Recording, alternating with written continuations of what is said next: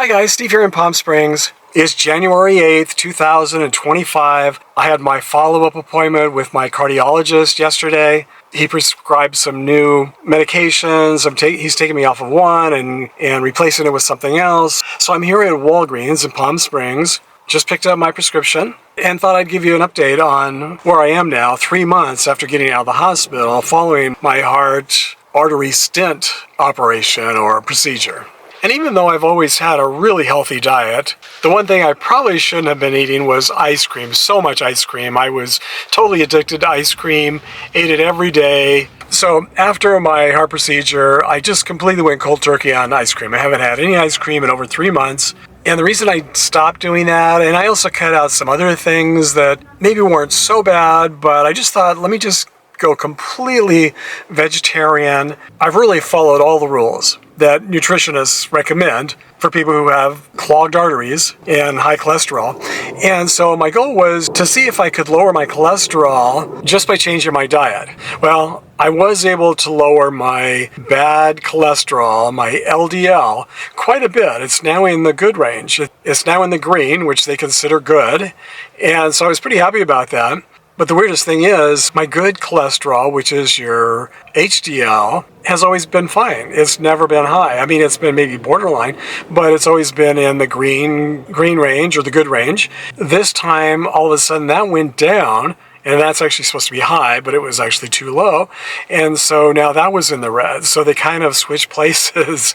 And I don't know if it's because of the medication or what that's caused that. But I met with the cardiologist and he said my cholesterol is still way too high. Even though it's in that green range that is supposed to be good, he said it still needs to be in the 70s, I guess, and it's in the 80s. And I told him I've been taking, I think it's rosuvastatin for years now, but it's a pretty low dose because the side effects are just so debilitating. I get really, really bad muscle pains and aches and pains everywhere, and I can hardly move, hardly get out of bed if I take a higher dose of that. So I just haven't been able to do that.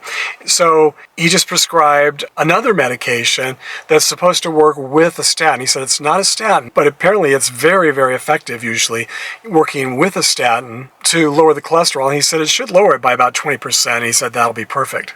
I've been pretty much a vegetarian for most of my adult life. I eat very, very, very little meat of any kind. And since my heart procedure, I haven't had any meat of any kind. No chicken, no fish, no beef, no anything. So my diet has helped a bit, but it turns out after doing extensive blood work, the cardiologist got all the results back. And this was a more thorough blood work test than I've ever had in my life.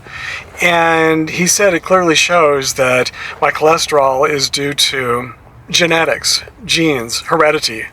So I have hereditary heart disease. Being very healthy, taking all my medications, exercising almost every day of my entire life and loving to exercise and really doing everything right, I still ended up almost having a heart attack a few months ago and having to have 3 stents placed in my arteries. So my reason for restricting my diet even more than I already had before was really a serious attempt to see if changing my diet could lower my cholesterol. And unfortunately, even though it did lower it a little bit, it's not enough. Apparently, when you're genetically predisposed to heart issues, changing your diet isn't going to do a lot. The only thing that's really going to help is medication and I guess the stents, of course. Now, it can't hurt to eat right and be healthy. So I'm going to continue with this diet, maybe not quite as strict, but I'm going to continue doing what I've been doing to stay as healthy as possible with my diet, because even though that it probably isn't the main cause of my clogged arteries, it certainly can add to it. So if I didn't eat right, on top of my hereditary heart issues, that would just be adding another issue. That would be adding dietary issues, increasing my odds of future heart problems. But at least I got the answer to my question, could I lower my cholesterol by diet alone? And the answer for me was no. Now, the other issue I had was after getting out of the hospital, the cardiologist put me on Gosh, I think I'm on like about 5 or 6 medications now, unfortunately. A couple I'll be able to come off of at the end of the year, but for right now I'm on 5 or 6 different medications. But the side effects for one of them was chronic, severe, constant constipation. And it's kind of ironic, being a vegetarian, all I eat is vegetables. I don't eat anything that would make me constipated. Never been constipated other than when I travel. And that's from, when you travel, you don't always drink enough liquids. For some reason, I think that's just a thing. When people travel, they often get constipated. So I have experienced constipation in my life when I've traveled, but that's the only time. At home, when I'm eating right and drinking lots of liquids every day like I do and exercising every day, I don't get constipated at all. In fact, just the opposite. A few times I've wondered if maybe there was something wrong with me because I'm so regular. I mean, this is maybe TMI, but I'm so regular. I usually go 2, 3, 4 times a day, every single day, very easily, just because of my very high fiber diet. So to now be constipated every single day, and extreme constipation, unbelievable constipation, I knew something was wrong. I knew it wasn't my diet. I knew it had to be one of the medications, and I guess it was ranolazine, which I've been taking 500 milligrams. So he took me off of the ranolazine. He said, go ahead and just stop doing that for the next few weeks. And I'm here at the pharmacy today picking up nitroglycerin tablets. Apparently the ranolazine, the reason he had me on that was because when I first went in after my procedure, when I first met with the cardiologist a week after my procedure, I was still having some chest pains and shortness of breath.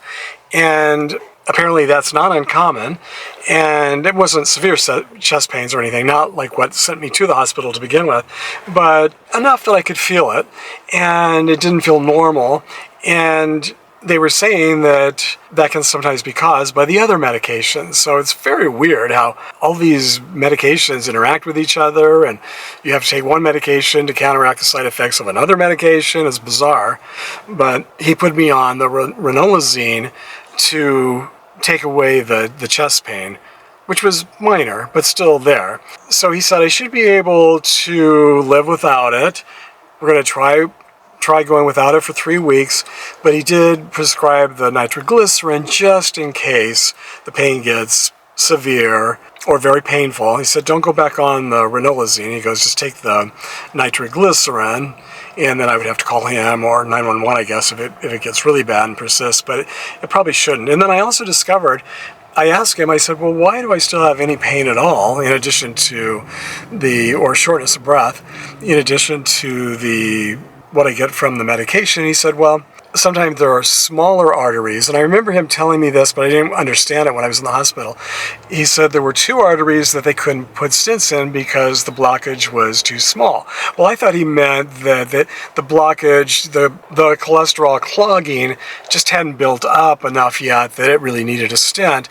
But he said, no, it's just some of I guess they were able to put the stents in the larger arteries, but the artery has to be large enough for a stent. I guess the stents can only go so small. And he said I guess I have 2 other arteries or 2 other veins that are just too small for stents, and I guess they're also a little bit clogged. So that's probably what's causing some of the shortness of breath and some of the chest pain or chest discomfort. It's not really pain, I wouldn't say. It's just, I'm aware of it. I can feel it.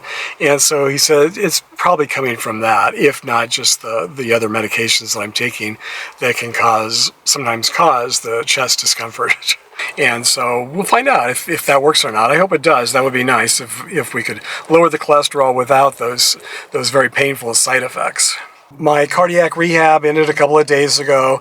So happy that it ended. It was very helpful, and I'm glad I went, but having to go to cardiac rehab 3 days a week for 12 weeks, having that appointment where I had to be somewhere and I had to go and do this. I mean, I'm glad I did. It was nice to be monitored while I was exercising, to know that everything was fine, that my heart was fine. So I'm glad I did it, but I'm so glad it's over with. I mean, 36 sessions, and that just ended a couple of days ago. So all is good at the moment. Hopefully this new combination of medications will work better than the last combination, and I'll get rid of all my side effects, and no new side effects will pop up, and I'll be good to go.